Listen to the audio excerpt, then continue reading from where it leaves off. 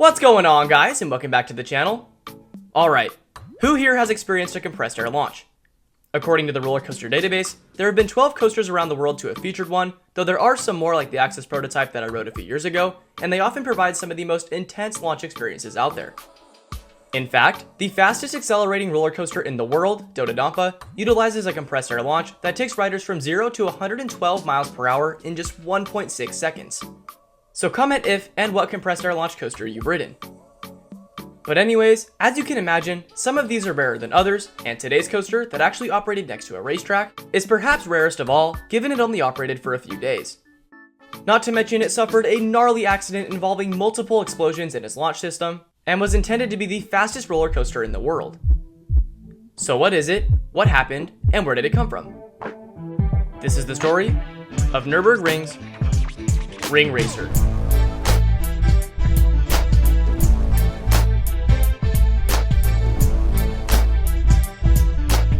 Originally slated to open on August 15, 2009, Ring Racer, located on the Nürburgring racetrack in Nürburgring, Germany, was and is a large compressed air launch roller coaster built by roller coaster manufacturer S&S Sansei that was designed by Alan Schilke.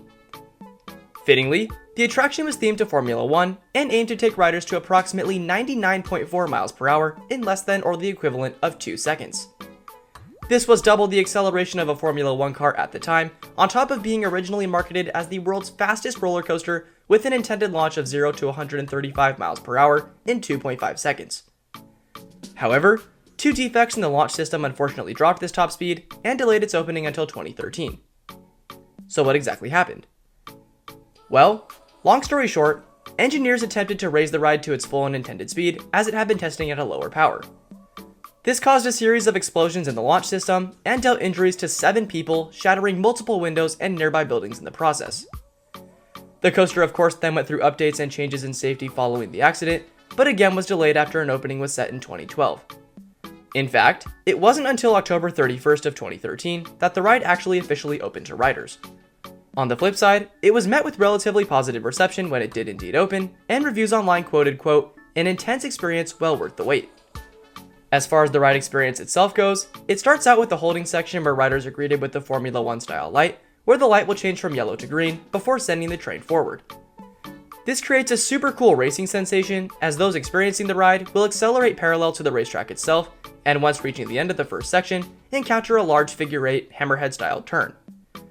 This precedes an airtime moment and another straight section of track, taking riders nearly back to the station. This follows into an S-bend and then the final brake run. Short ride, but nonetheless an intense one, though don't plan on riding it anytime soon.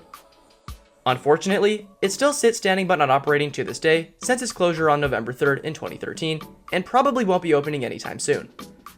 According to Wikipedia, Nürburgring noted the coaster was not economically viable and would remain closed.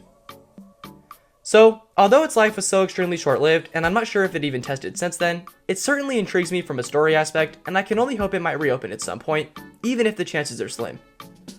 Regardless, I hope you enjoyed the video as much as I did researching it, and if you did like it, please consider liking and subscribing to help us out. That is really helpful and would really push us forward. So we'd really appreciate that, and would love any other support you can give us. Stay tuned for another video coming in a couple days, but until then, I guess we'll see you all there. See ya!